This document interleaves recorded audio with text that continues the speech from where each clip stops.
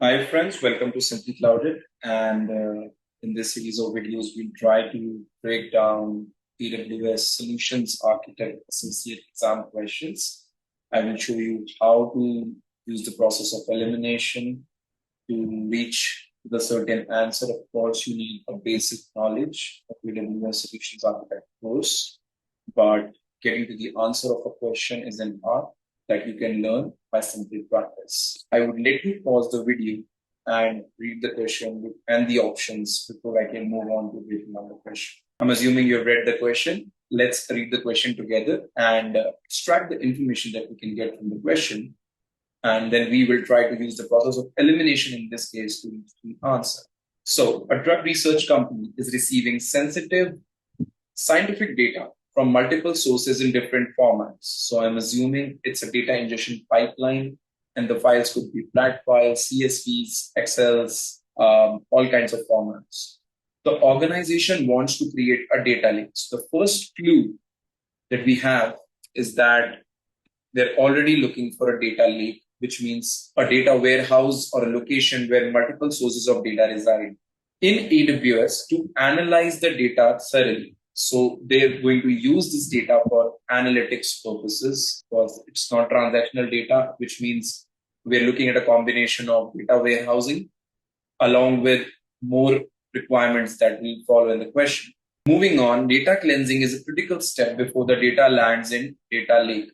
Here, data cleansing means some kind of transformation, some kind of modification, some kind of format changes. In other words, it is called ETL, which is extract, transform, and load. So they need to run some transformations before the data reaches the data. The solution should also enable secure access to sensitive data using granular controls at the column, row, and cell levels. So this is our third clue that they also need a functionality of access control. So we need a service which satisfies all three requirements along with the data serving as a source for analytics.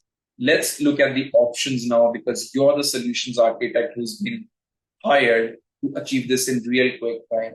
I am going to eliminate the first option because in Amazon Redshift Spectrum, if you read about it, you can query the data directly in S3. So it does not give you a scope for performing ETL or any kind of transformations. You can directly run analytics on the data where S3 is the data source. I'm also going to eliminate Amazon Redshift because it is a data warehousing solution. It is not a data lake. It will not give you an option to perform any kind of transformation or cleansing on the data.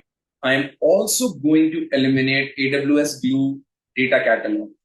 AWS Glue Data Catalog is nothing but a reference to different sources of data that serves as a data source for running AWS Glue ETL jobs.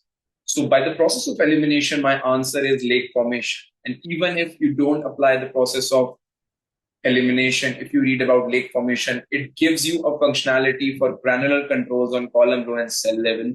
It also gives you an option to run complex queries on the data, and you can obviously run ETL jobs in AWS lake formation. So that's your answer, guys. That's how you break down.